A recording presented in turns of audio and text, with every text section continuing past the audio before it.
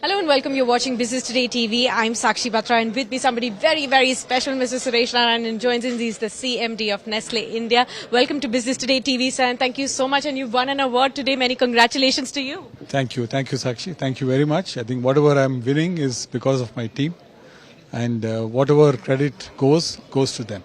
Right. But what is your success mantra? If you had to, tell all the, entrepreneurs, the future leaders of India, what would be your success mantra that you would want to share with them?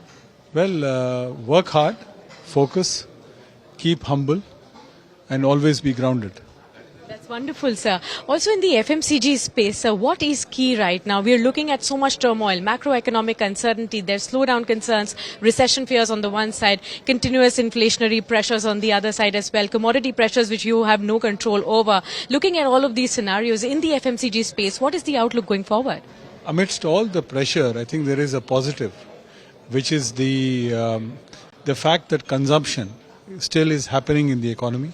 And consumption is still a large part of our GDP. So, despite all the global headwinds that are being talked about, because despite all the doomsday scenario that are being painted, I think the market for us, certainly as a company and as consumer goods, still has a lot of juice in it, still has a lot of potential in it.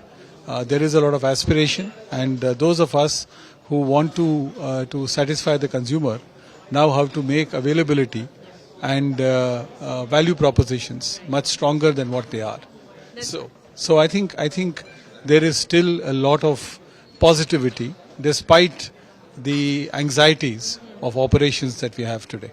Right. So you did talk about consumption, which is really key for all the FMCG companies right here. How is the demand on ground, both in rural and in the urban areas right now? Well, we just declared our result yesterday, and we've had a 21% growth on the top line, and almost a 25% growth on the bottom line. And we have had an underlying volume growth of about 5%, despite the fact that we have had to weather the storm in terms of some parts of our portfolio. If you strip out the small packs that have been impacted, our underlying volume growth is almost 11 to 12%. So still our penetration-led volume strategy continues to bear fruit. And certainly as far as demand across market segments is concerned, mega cities and metros continue to be strong. Tier 2 to Tier 6 continue to be strong. And the last quarter has also been strong for rural India for us. But I hasten to add that my rural play is relatively lower compared to many of the players. But nevertheless, getting a 25-30% growth is not small in whatever base we have got. Absolutely, sir, and remarkable results. In fact, it beat most of the street estimates as well, and that was in a challenging environment that we are seeing. So congratulations for putting out those numbers. But inflationary pressures, do they still continue to bother at this point in time, especially when we talk about the dairy products and some of the green coffee beans and all of those as well, as a continuation of challenges for the entire calendar year as well? Look, I think food inflation continues to be there. The enormity and the extent of inflation is probably lower than last year. Last year was a record of sorts. This year is definitely lower. But there is a lot of concern as far as milk is concerned, and there are structural issues in the dairy industry that is impacting it. It's got nothing to do with short-term demand surge or supply shortages. Wheat was another cause of concern, but I think of late there has been some amount of assuaging the kind of fears that we had on wheat inflation, hopefully with a decent crop and not as badly impacted as it was, and with the government procurement being also fairly strong. I think wheat should be under control. Coffee prices are reaching unprecedented highs. So milk and coffee in some sense would be the commodities for us to watch. The rest of the portfolio, be it the oil complex or packaging or wheat, seem to be relatively more benign as compared to what they were last year. On prices, how do you see the trajectory going forward? Would you look at continuously hiking some of the prices that would continue to get impacted with these high commodity prices? Look, prices for us is, Sakshi, honestly, the last element of the mix. We try and see how we can mitigate through our own initiatives, cost reduction initiatives, recipe initiatives, buying efficiency initiatives, and then only look at what we need to price. Because pricing is not something that should be instinctive to any consumer player. It should be the last thing that they look at. The way I look at it, and it's more anticipation, is that possibly the extent of price increases or price changes that I would look at this year would probably be lower than what they were last year, because of the underlying inflation being also relatively lower. That's a very important point as well, which all the viewers must also remember.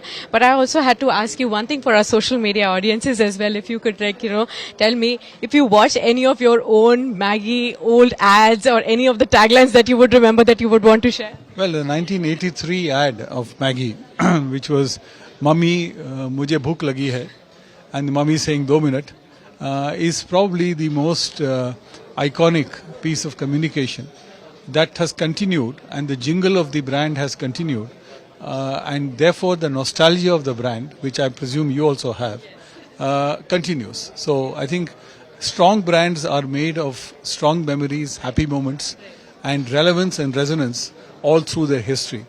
And Maggi has been one such brand. Absolutely. So Maggi and Cerelac, I heard just now that it's dominating India's brand from Nestle, much more than Maggi as well. Apart from these two products, which is the foreseeable future is a product that you believe could be the next Maggi or the next Cerelac from your basket? Look, the way I look at it is that while the company will make forays into the food space and into the beverage space, I think what is very close to my heart is what we can do as a company in our health science space.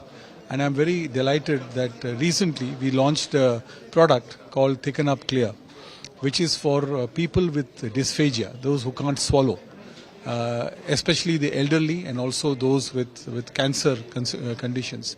This doesn't change the taste of the food, it changes the texture, making it relatively easy to swallow.